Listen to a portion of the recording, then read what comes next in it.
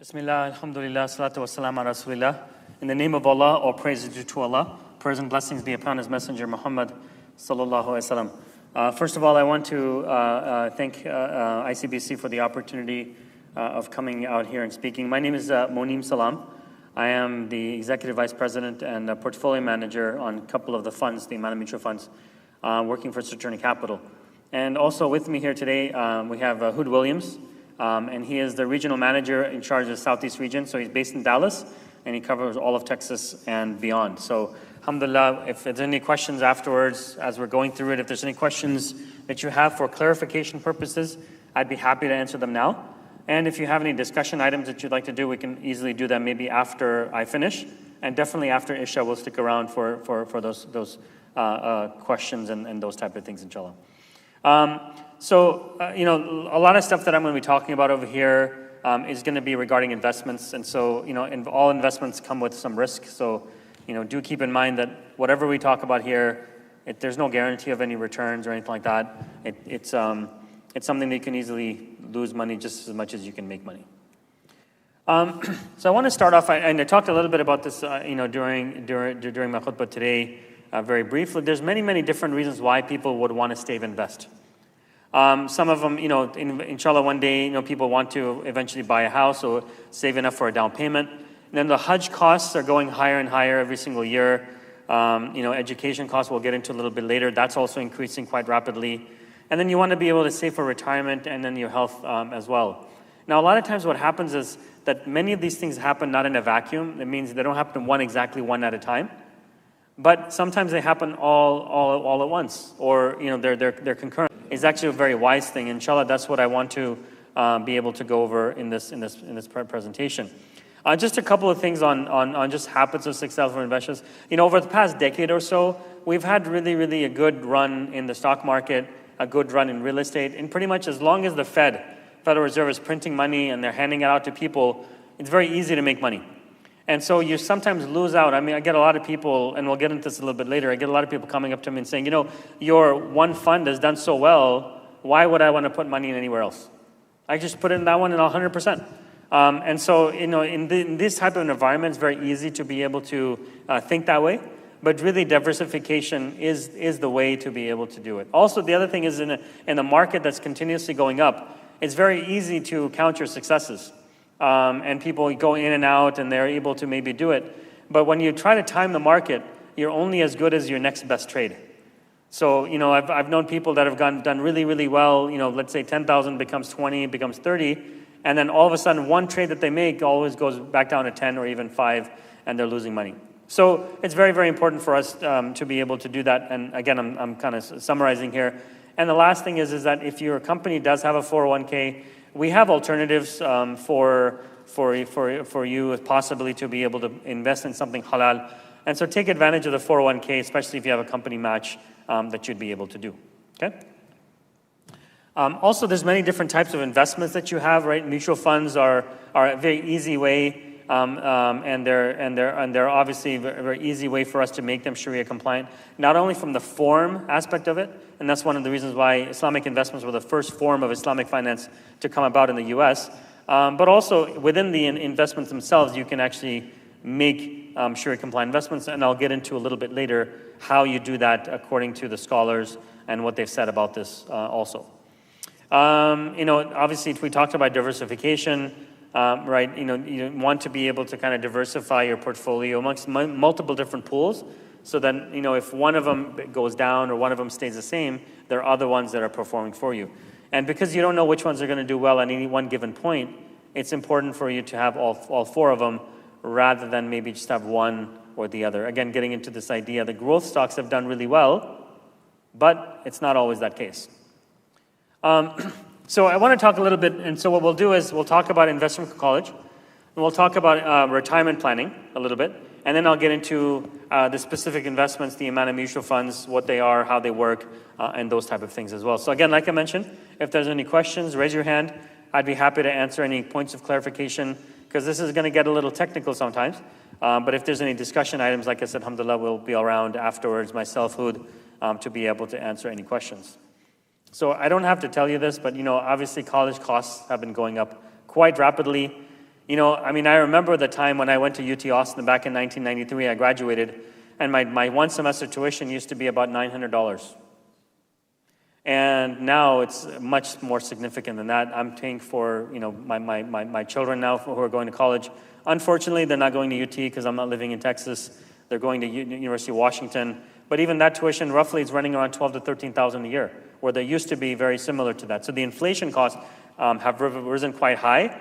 And that's only for a public school. A private school actually it has gotten up even higher than that from there. So, how do you pay for those? And that's, inshallah, what we'll try to get into in this presentation. The other thing is that, the average person in 1993 was graduating with about $9,300 in debt.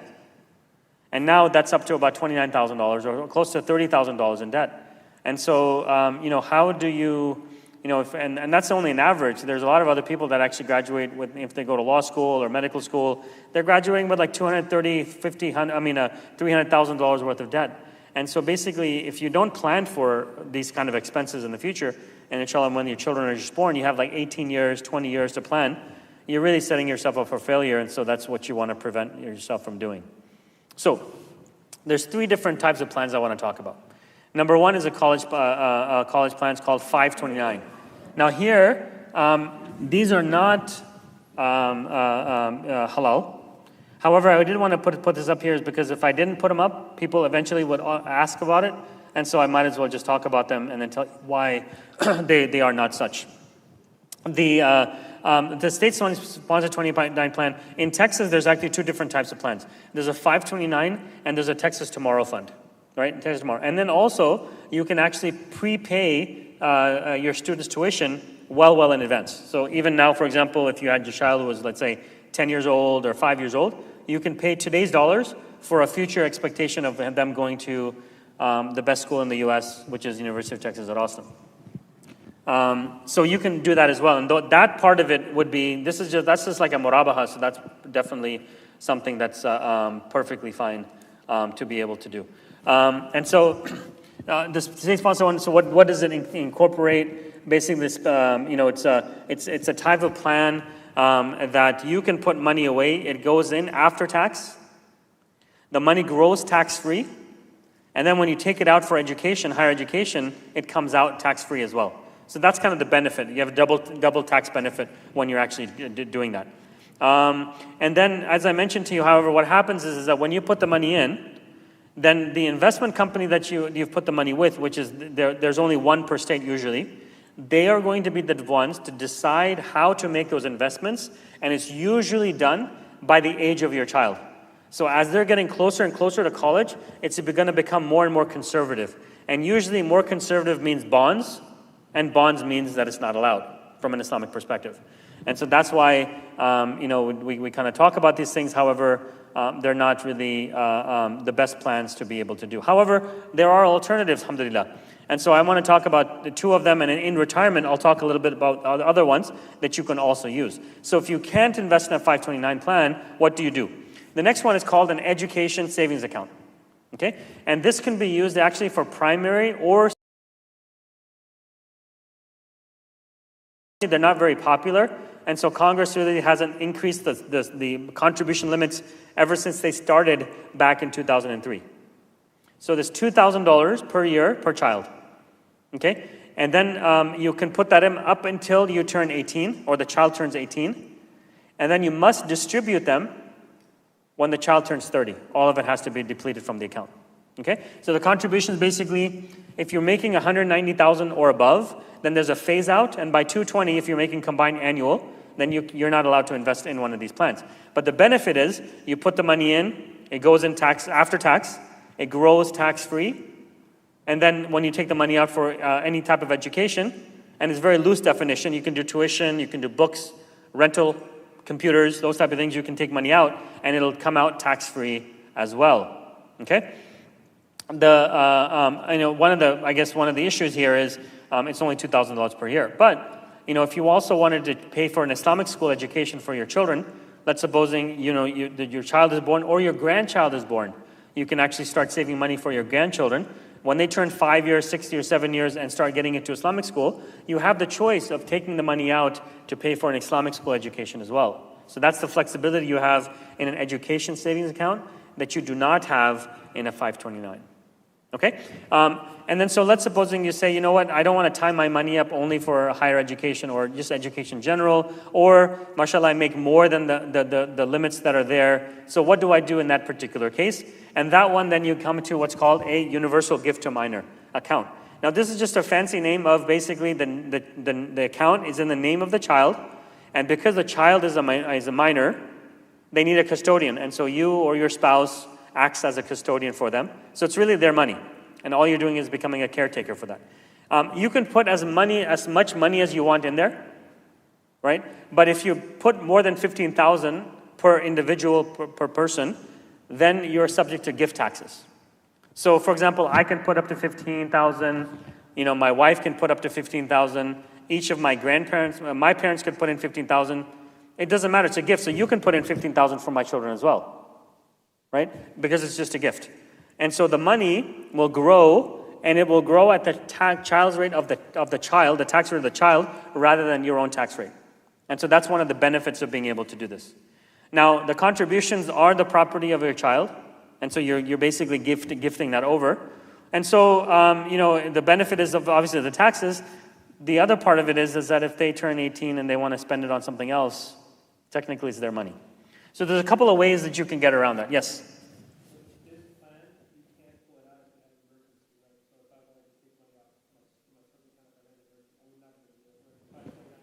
Right. Well, you can actually take it out of the son's account as well. It's just as long as you're using it for your children. So for example, as an example, God forbid your house burns down, right? Well, your children are living there, right? So you can take money out of their account to be able to help pay for that house.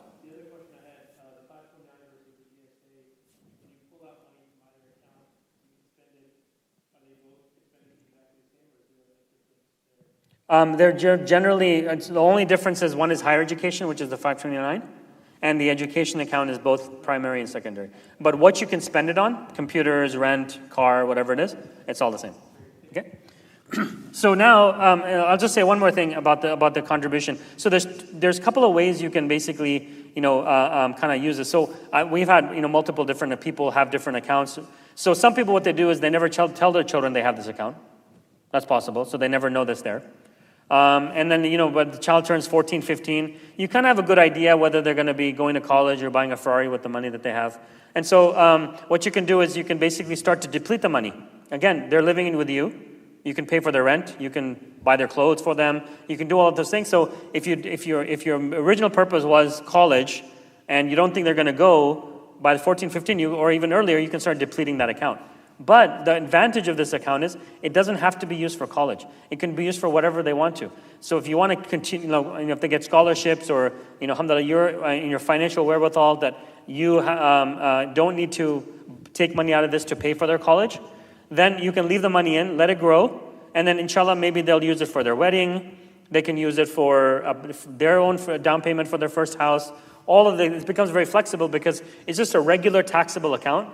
It just happens to be in the name of the child up until the age of majority, which in Texas is 21, and then after which it becomes their account, if you tell them about it.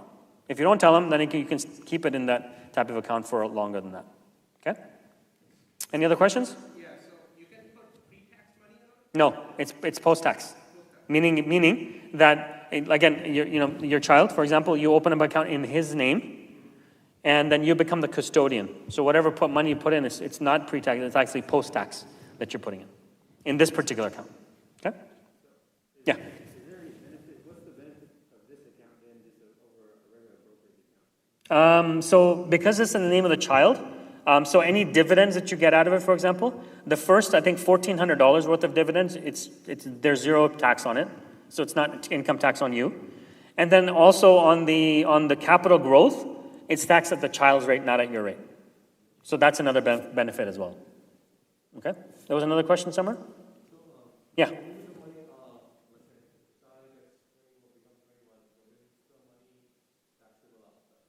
The money is always taxable. So for example, if you're 18, for example, and you decide to cash the money out to spend on college, when you cash the money out, whatever the gain is on that, you will have to pay gains on it. The issue, the good part is that it'll be taxed at the child's rate. So what that means basically is that definitely on the dividends part of it, that'll benefit you because you're saving your 25-30% off the dividends. In the other one, at the lowest tax bracket you have, which is 0, there's actually no capital gains tax. And then as you go up, it's 18% for long term and 27% for short term, or 28% for short term. So those you have to pay. But if your child isn't working, then obviously you can put money and take money out without any taxes. So that's kind of the benefit of it. Yeah, exactly. Well, I mean, really working, right? Or, like you said, save it. I mean, the benefit is, yes, you're having to, pay taxes on it, but alhamdulillah, you've saved that much to be able to help them to purchase a house, right? That's the benefit of being able to do that. And then, we talked about the fact that on an average, the person has about $29,000 worth of debt in America throughout the country for when they actually graduate. This actually shows you a plan of what happens when you start, basically investing early, right? This is the growth of basically, $3,000 that you're putting in, and you can do this in the ESA, and this money will be basically what you're doing is through the life of the actual plan, you're putting in about $18,000, right? $2,000 per year, $18,000, right? So let's suppose you put $1,000. That's going to grow to $18,000, and then in that period of the 18 years, it doubles on you. That's $34,000. If you start to do $2,000, then you can have even more than that working for you as well. So the idea is it's never too early to start, but at the same time, it's never too late either, right? So even if your child is 15 and 3 years are going to go, even if you start putting in $2,000 or whatever it is you can do, that's more money now than they would have had if you did nothing. So it's definitely a benefit to be able to do that. Okay? And then don't ever forget about scholarships. So that's why I wanted to kind of put this slide up here. There's a lot of Muslim websites that are out there also that are offering scholarships now. Muslim foundations, private foundations. ISNA has about 5 or 6 different scholarships they can do. Islamic Scholarship Fund actually has a bunch of scholarships they can do as well, right? And the other part of it is that majority or the vast majority of the scholarships in America actually on a yearly basis go unclaimed, and the reason is because nobody knows about them. So it's really important for you to look where those scholarships are. Some are need-based, some are, your major, they're based on your major. They have scholarships for Muslims, non-Muslims, African Americans, Hispanics. You're tall, you're short, whatever it is, there's going to be a scholarship out there. All you have to do is look for it. And even if it's $500, per semester that you're getting, it's $500 more than you would have had. And a lot of times the applications take you about half an hour to an hour. And if you end up winning that $500 scholarship, it's $500 an hour. It's not a bad pay rate. So definitely worth it to be able to do that. Okay? Good? Okay. Now let's get into retirement. And I'll just talk about a couple of slides over here. But there's basically a few sources that you have whenever you do retire. Now, think about this for retirement. I don't want you to think retirement has to do with, at 59 and a half, you're like, thank you, company, for letting me work here for 30 years, and I'm never going to see you again. Because what happens is you're probably going to be doing something for that. Because, if you think about it, when Social Security first started in 1948, does anybody know what the average mortality rate for people in the U.S. was? Anybody know? It was 48 years old. That was the average mortality. So they never expected you to take any money out. That's why it was such a great plan for people to be taxed for money that likely they would never take out. Now the average mortality rate in the U.S. for men is 79, and for women is about 84 years old. So you have basically, right, almost like close to like 20 years, maybe something like 25 years in your retirement that you're going to need. Okay? And so if you think about it from a perspective of now, mashallah, people live even longer than that. My grandparents lived, until they were 90 and stuff like that. So if they retired at 60 and they pass away at 90, that's half their life. That's the 1/3 of their life, or 50% of the life. What are you going to do with yourself? So definitely, I'm not talking about just like doing nothing for 30 years. Other things you might do, but this is kind of like a supplement to your income that will give you the choices to do what you want to do rather than what other people want you to do. So you do that through your personal savings. Maybe pensions are very, very they're disappearing now. That's not really there. Social Security, maybe if you're in your 50s right now, you might get it. If you're younger than that, you probably should forget about your Social Security helping you out. And then employment, basically, during retirement. Maybe some part-time jobs or things you really want to do in your life, you can actually do that. And then so there are multiple different ways you can save, obviously, right? So there's 401ks, there's IRAs, HSAs, and so the ones I put in red, or it looks like red, are the ones that are not Sharia compliant. Okay, annuities, bonds, certificate deposit. But all the other ones, you can find a way to be able to put money into them in a halal way. So let's talk a little bit about Social Security really, really quickly. If you really want to know what your benefit's going to be, you can go to ssa.gov and you can look at what your personal earnings are based on your Social Security and the benefits that you're likely to be able to receive when you finally retire. Okay. Now the average person in America gets about $1,551 in Social Security per month, right? For a lot of the country, that doesn't even cover your rent. It doesn't cover medical, unless you're on Medicaid, those type of things. It doesn't cover anything. So really, you have to have something else besides Social Security to be able to help you out in your semi-retirement, right? So now let's get into a little bit about different options that are available for you. The first one I'll talk about, first I'll start with personal, and then I'll get into the company ones. Okay, so the first personal I want to talk to you about is what's called a traditional IRA. Now, all of these are tax-advantaged accounts. We call them qualified accounts. Okay, so initially when you put the money in, you're getting an immediate tax benefit. And you're getting you can put up to $6,000 for yourself and $6,000 for your spouse if they're not working. Okay? And then if you're above 50 years old, then you get a $1,000 catch-up. So you can put in $7,000 per year into this account. Again, the money is tax-free. So if you're for example, if you're in a 32% tax bracket, for every $1,000 you put in, you're going to save $320 in taxes. Okay? The money will grow tax-free. So whether you're buying and selling, you're getting dividends, whatever you're doing within that account, you're not going to get taxed on it. And then when you take the money out, either for retirement, there's 5 reasons you can take the money out, and there's no penalty whatsoever.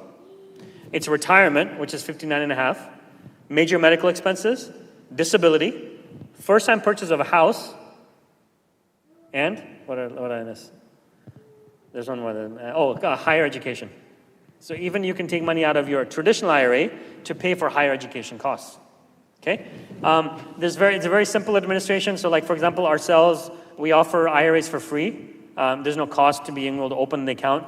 And generally, there's very few expenses that are there. But the important part of this, and really, if you take nothing away from this presentation after this, because there's a lot of technical information, I just want you to remember this.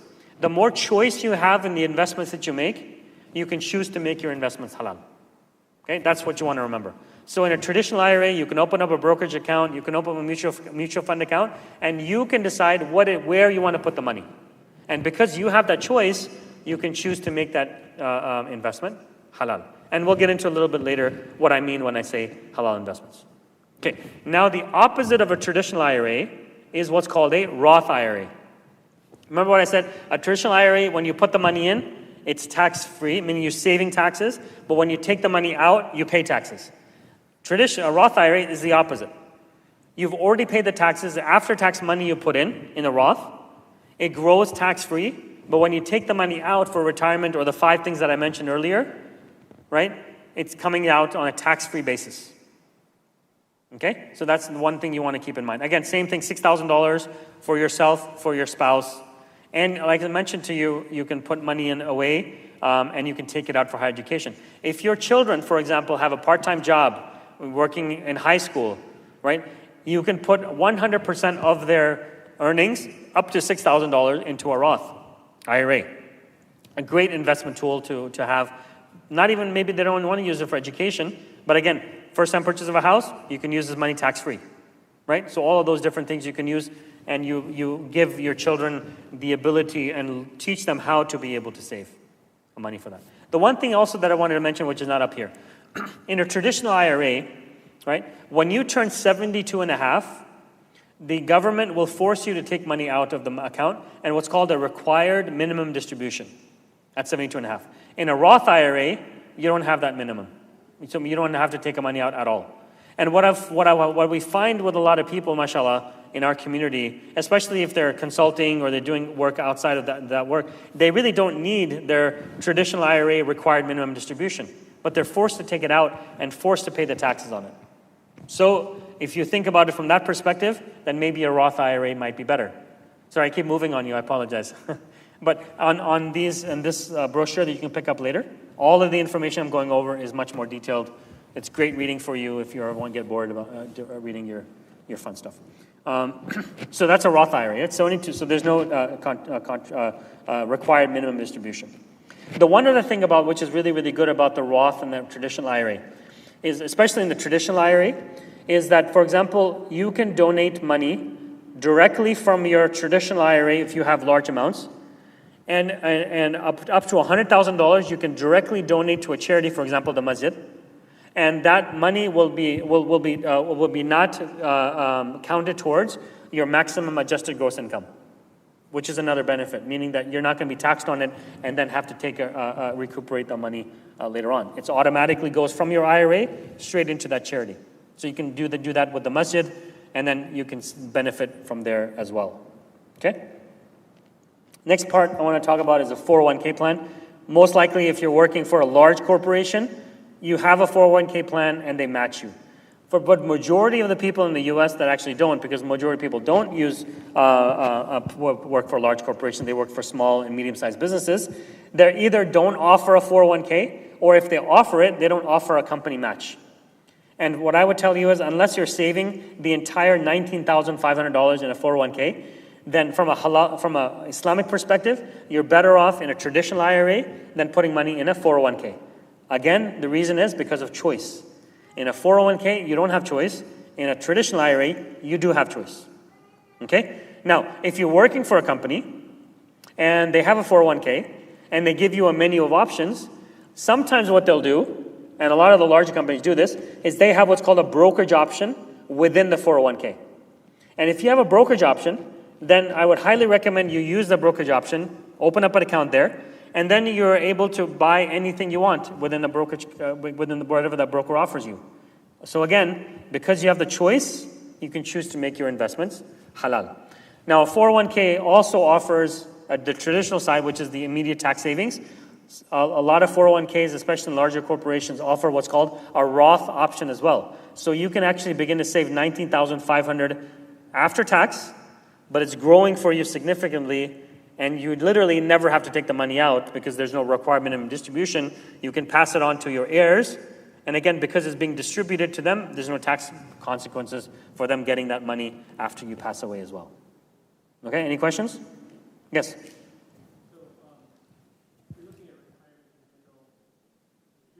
Can you speak up just a little bit?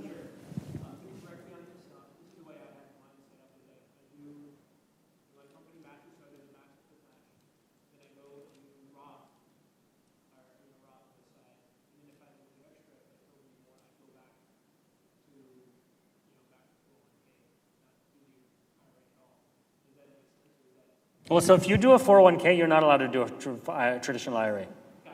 Yeah, so that kind of solves your problem about the IRA.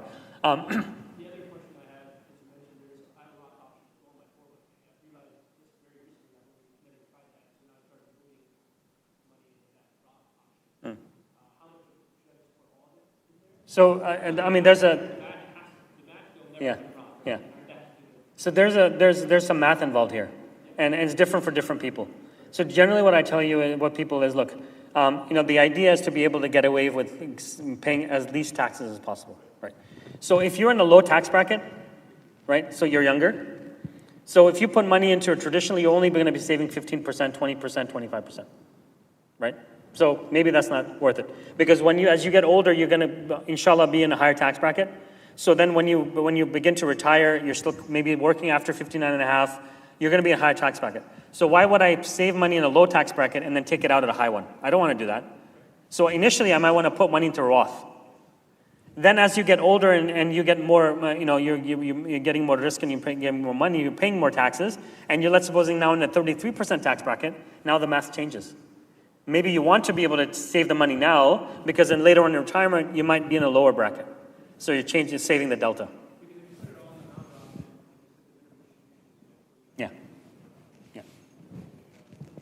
That's right. And the minimum distribution is basically the number of years you have to live between 72 and your mortality rate divided by the number of years. So it's 1/12 usually every year. And if you have, $1 million in your account, that's 1/12 coming out automatically, required, even if you don't need it. So.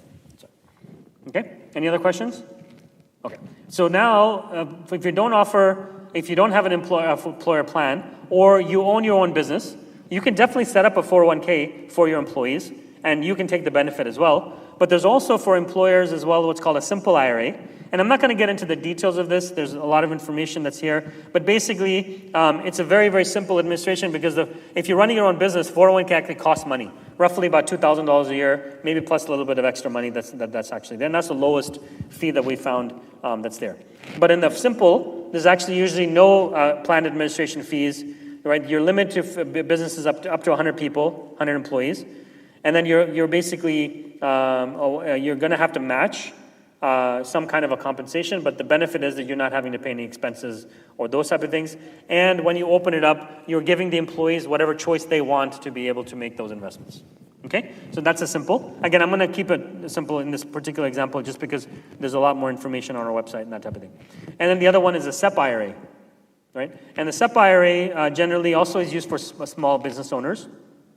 And if you are in a larger tax bracket, you're making, mashallah, a lot of good money. What this employer plan allows you to do, remember 401k was $19,500? What the SEP IRA allows you to do is put up to $58,000 or 25% of your income, up to $58,000 into this plan, and it's tax deductible. So that's where the benefit comes in. Okay, and then you can set up your own eligibility requirements. The one thing to keep in mind here is whatever percentage you use to put money in your salary, you must match every employee by the same percentage. Whoever is eligible to be able to do that. Okay? Are there any business owners here? No. So that's why I'm not spending a lot of time here on this part of it. Okay? So let's move on, inshallah. So now, just basically the number one thing that people worry about in their retirement is really two things. One is running out of money, and the other one is healthcare. How are we going to pay for it? Because the healthcare costs are rising quite rapidly as well, right? And so the question is, how much do you take out of your savings annually to be able to not do either these things, which is basically run out of money, right? And that's kind of just the percentage that's there. So mass affluent, roughly about 10%. And you're really affluent, then you're basically, making over $250,000 in investable assets that you have. So that's kind of giving you a math of how to be able to do that. But generally speaking, right, this is the kind of the cost of healthcare, and it's only unfortunately increasing, not decreasing. And maybe, if they ever come up with a universal healthcare, we don't have to talk about the slide ever again, but that's not the case right now, and who knows whether that's going to happen or not. So you really do have to worry about the healthcare part of it in your retirement. Okay, any questions before I move on to a little bit of different topic? Okay, I have about 10 minutes, yes. Question. You mentioned about the traditional IRA where you can contribute from there directly to the Muslims and get a tax deduction? Yeah, so no, it's not a tax deduction. So what happens is, let's supposing that now a lot of people use it as a required minimum distribution part of it, okay? So what they'll do is, let's supposing the 72.5, and we have a lot of clients, they're still maybe doing some consulting work, or they're maybe moonlighting as a doctor, that type of thing. So they really don't need the money from their IRA. But the IRS requires you to take it out at 72.5. So what you do is, for example, if you take the money required to take it out, you take it out, then your adjusted gross income goes up, so your tax bracket goes up, right? And then you basically donate to the masjid, then you can get some offsets and stuff like that. In this particular case, what you can do is you can directly take money from the IRA, up to $100,000, you can take it and put it directly into a charity, and that doesn't change your maximum adjusted gross income. And that's the benefit for it, to be able to do that. Okay? It's a great tool for the masajid to use. So if you don't have one for this here, then definitely tell people about it, because it's a great tool for people to be able to use. And you just have to have a mutual fund or brokerage account. For the masjid setup, it's very easy. You just have to have an account that people can deposit shares into, or that type of thing. Okay, anybody else? Yes? So when we're talking about the DSA bills and the from my understanding, all those are counted as investments. And those investments are going to be counted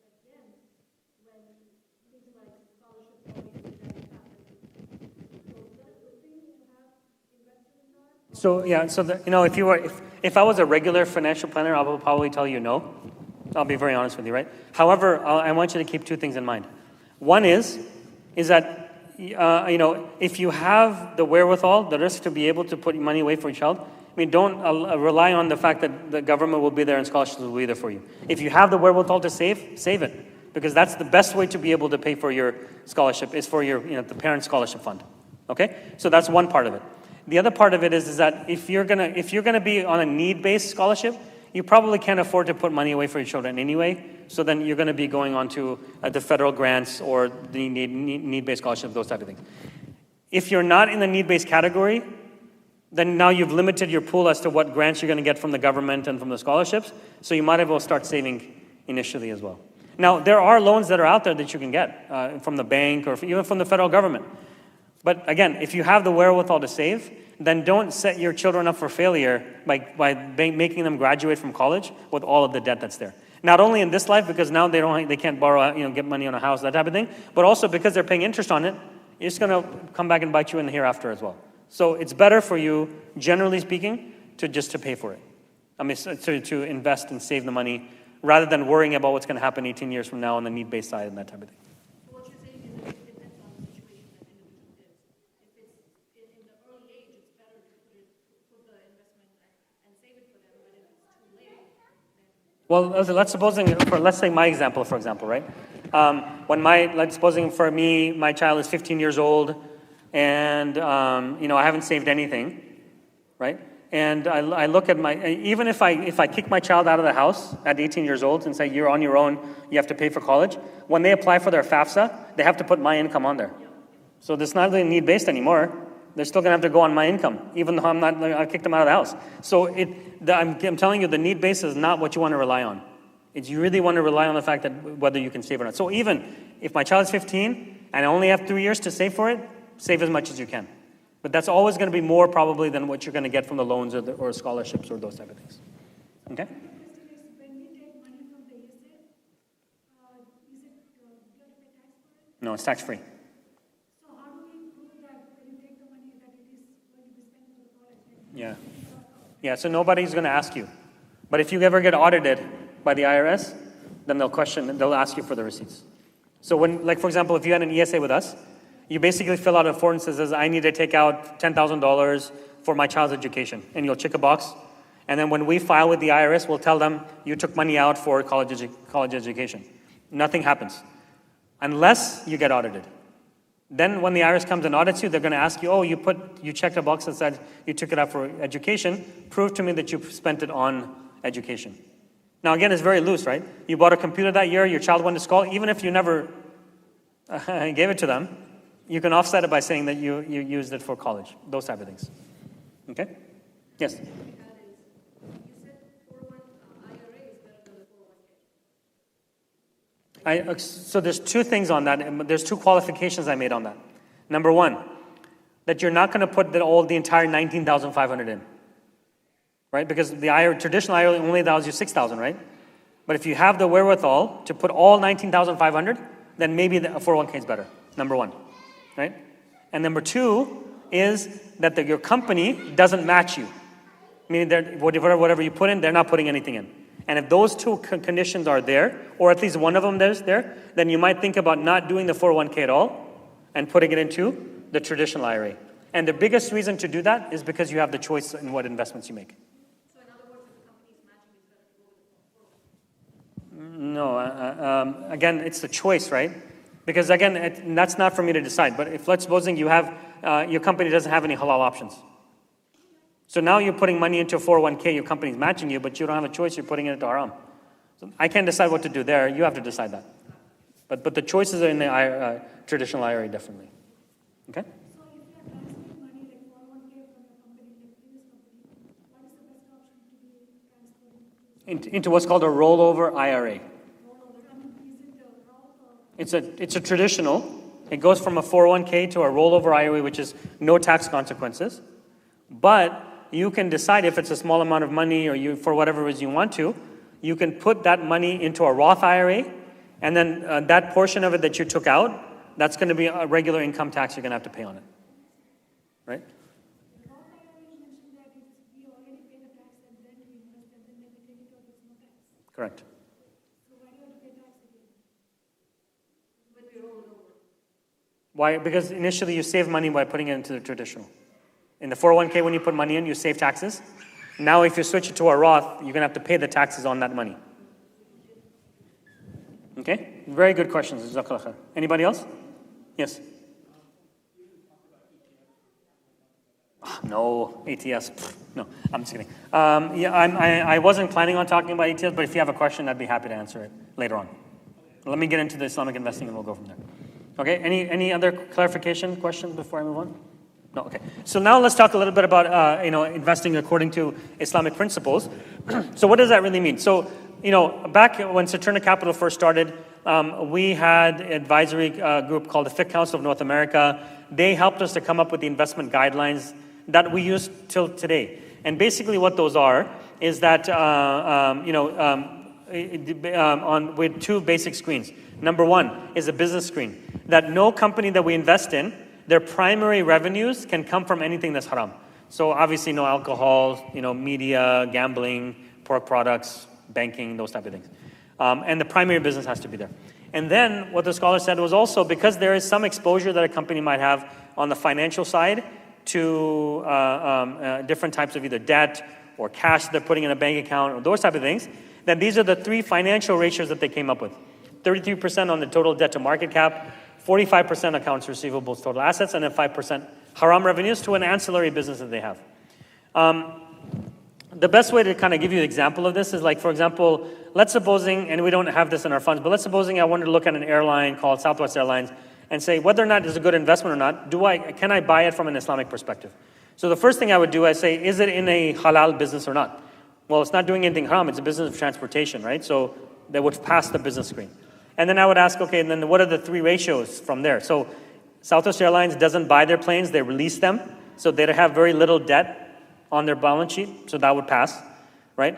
Accounts receivable means, it's not like you can't, basically say, oh, you know what, let me fly now and I'll pay you 90 days from now. You really have to pay, it's a cash-on-cash transaction. So really, they don't have any accounts receivables to speak of. But Southwest Airlines does sell alcohol on their planes. So they have some form of haram revenue. And they might have a bank account where they earn interest. Nowadays, interest is very small, so this hardly ever qualifies. But there was a time way back when interest rates actually on bank accounts used to be 4 or 5%. And if you're old enough, you probably remember when interest rates were 9, 10% the bank used to pay you back in the 80s. So these could qualify at the time. So but right now, it's less than even 0.5% of the revenues, so that would qualify as well. Okay. Then after we've done that, then we look at whether or not they are a good investment or not. Now, there's a lot of different, and when it comes to the business screening, it's pretty much all the same amongst all the different providers that are out there that do Sharia management. The financial ratios, they might differ here and there, either on the percentage side or they might say, we do it on assets rather than market capitalization, those type of things. And really, it's not, meaningful to think about whether or not one is better than another one. They're all equally the same. It's just a matter of how do you value a company, and that's what's deciding for them why the ratios are coming up a little bit different. The one important thing you want to keep in mind is, do they have a Sharia advisor that comes in on a quarterly or annual basis and certifies as like an independent audit that they, the screens that they say they're using or we say we're using, actually we're using. And so for us now, we're using a group called Amani Advisors out of Malaysia that actually on a quarterly basis and a yearly, we actually publish this on our online, our certification from Amani that it is something that is Sharia compliant. Okay? Any questions? And if you really want to know about the intricacies of these things, I would recommend, there's a book by Justice Muhammad Taqi Uthmani. It's called Introduction to Islamic Finance. And in chapter 12 of that, it gets into very good detail about these screens and why 33 was made, for example, and why not something else. Yes? Yeah, just one second. No, who was asking the question? Oh, yes.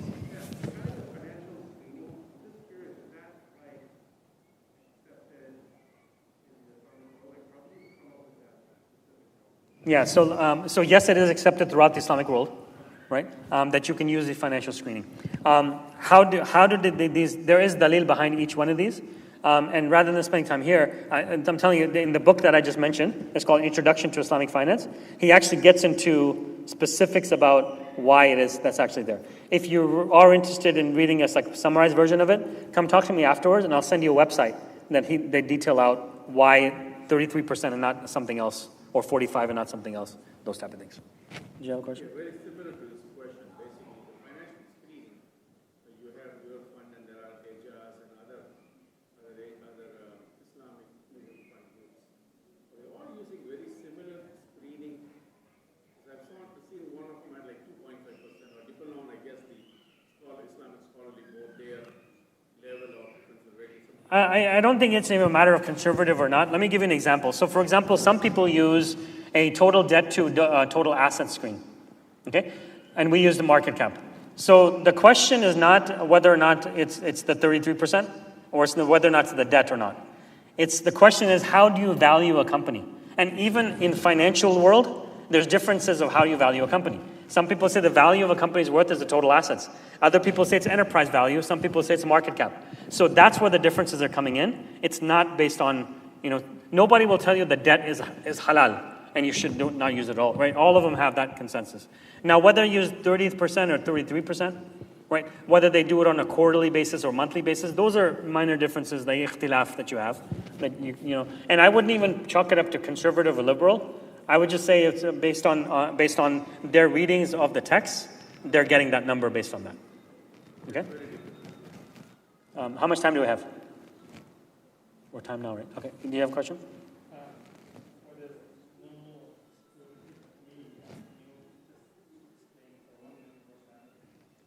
Like we couldn't buy the company that's on HBO, because in the evening the HBO programming gets a little bit, so. Okay, so really quickly then, I know we're running out of time. I did want to talk a little bit about the amount of funds very, very quickly. So we have 4 different funds, and this is ranked in order of how aggressive they are, right? And aggressiveness basically is another word for how much money you're willing to lose for the amount of money that you want to gain, okay? So our most aggressive one is developing world, which is in emerging markets. Then we have the amount of growth fund, then the income fund, and the participation. The participation is our most conservative one. It's the one I would tell you that, for example, if you wanted to make sure that your money doesn't, it's an alternative to having your money secure in a bank account. It's not the same thing. You can lose money in this thing, but it's something a little bit akin to it from that. So it's not guaranteed, but it is something that's very, very similar to it. And what they're basically doing is, it's akin to a conventional bond, but done on an Islamic basis. They're basically halal income certificates. They're securitizing them, and then people are able to buy them. And they're based on some real asset that's there, and that's why, and the returns that you get, either from a rental basis or a profit basis, you're getting them, and that's why these sukuk are considered halal, whereas a bond, because it's a loan, is considered haram. Okay? There's, again, on our website and the information here, you can get a lot more information. Now, I want to put these numbers up here, but I want you to be very careful on how you look at these numbers, because we've had, again, a really, really good run from the market for about 10 years or so. Alhamdulillah, we've done really well. Our shareholders are very happy. But, maybe next year I come back and the 1 year numbers are negative. It's very possible that that'll happen. If I was sitting here on March 31st of 2020, and I gave you this presentation, the 1 year numbers would be a negative number. So it's very possible that could happen. But really, our income fund is our oldest fund that we have. Our growth fund is, remember I told you, it's like people said, well, why would I put money in anywhere else? I just put in the growth fund, I'll be happy.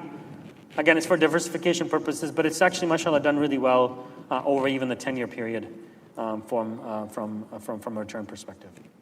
And then the developing world, right? It's done really well in recent years, not so well in the past, only because that's the emerging markets. That's how they've done over the past 10 years. And then the participation fund, as I mentioned to you, very stable, right? The idea is not to lose your money and is to give you a small rate of return. So that's why the numbers at the 5-year, for example, are about 2.8% and not up there with the 13, 22, and 7% numbers. Okay? 100,000. 100. The part in investor shares is $250. So. Now, last thing I want to mention, a lot of people say, well, how do I choose which investments to make and how much percent in each? So we have on our website an amana selector, that you can go in there, you can ask, they'll ask you 8 questions, and based on those 8 questions, they'll give you an asset allocation for percentages in each of the funds. And then from there, you can go ahead and open the account and use that asset allocation to be able to purchase the account. Now, as you're thinking about putting money in an ESA or an IRA or a regular investment account, answer the question based on that specific account, not based on your overall. Because then what will happen is if you're opening up an ESA for your child, it might come out to be more aggressive than you at the age of, let's say, 55, that you're putting into an IRA. And that's a good thing. You want to have your child who is just born with 18 years of a time horizon be more aggressive than you may be at 59 or 60 looking at a much lesser time horizon that you're going to be taking the money out. Okay? So inshallah, with that, I'll close. And if there's any last final questions, I'd be happy to answer them. If not, then we can close. Yeah. Your expense ratio is the highest when you were showing us the numbers. Because the amount of money in the fund is way less compared to those. Highest compared to what? Compared to who? Expense ratio. Compared to what? To others. There's no other funds. There's only our funds that are on here. S&P doesn't have an expense ratio. It's an index, right? So it's not going to have an expense ratio. So if you go, for example, if you go to Vanguard and you buy their S&P 500, so there's 2 things on that. Yes, they'll give it for free. But I just want you to keep in mind nothing in life is for free. Okay, so they're getting their money somehow. You're just whatever they legally have to report, they can say it's 0. Okay, that's one thing. The second thing is the S&P 500 is not halal. Okay, it has banks, it has alcohol companies, all of those things are in there. Okay. That being said, aside from all that, Vanguard in their ETF also have about $500 billion in there. Our funds are about $6 billion. Consistently over the period of time since we've started the funds, we've lowered our expense ratio as the assets have gone up, and we'll continue to do that. So we'll continue to be as competitive as we can, right? But if we end up losing money, then you can't have a product at all because we won't be in existence. So there's a balance that has to be done. The other part of it you want to keep in mind also is that, right now money is very cheap. The Fed is printing money left, right, and center. People can go out there, borrow money at very, very low interest rates. That's how people are able to offer these S&P ETFs and stuff for really cheap, right? We'll see what happens when the Fed begins to raise the rates, whether they can keep up with being able to do that. I have a feeling they're not. We can't go out there, borrow money to be able to do that because that wouldn't be halal. And so we're limited to the expense ratios that we have. That's the only thing I can probably tell you, right? But if we're beating the index by, by a fairly large amount on the growth funds, for example, maybe it becomes worth it for you, and you're getting a whole option. That's kind of the idea. So most of the time, your clients pick the fund they want to invest in, or you have a full service where you offer on a regular basis to retail. So there's both. As I mentioned to you, you can look at this selector, right? And you can decide what your asset allocation is. And then maybe once every year you can come back, refill out the questions, and if that has changed, you can reallocate your portfolio. So that's one way of doing it. You can always call one of us, for example, who can help you to be able to kind of go through the selector, those type of things. For those accounts that are between 125 and $1 million, and all investable assets, we'll give you a financial plan for free, okay? And that's goals-based, and we'll give you an asset allocation, those type of things. If you're $1 million and above, then we can actually customize a portfolio for you, not only in the funds, but individual stocks as well. So we'll do that also. Okay?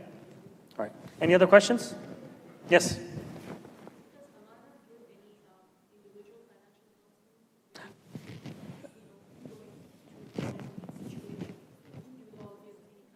Yeah, so that's why, as I mentioned to you, we do offer financial planning. And so if you have total investable assets, not with us, just in general, if you have assets of above 125,000, then it's free for you to ask us for a financial plan. And come talk to Hood about this afterwards. He'll take your name, and we'll assign you a financial planner to help you be able to do that. And if you don't have It's $500. 4 hours or? No, $500 flat. Yes, brother.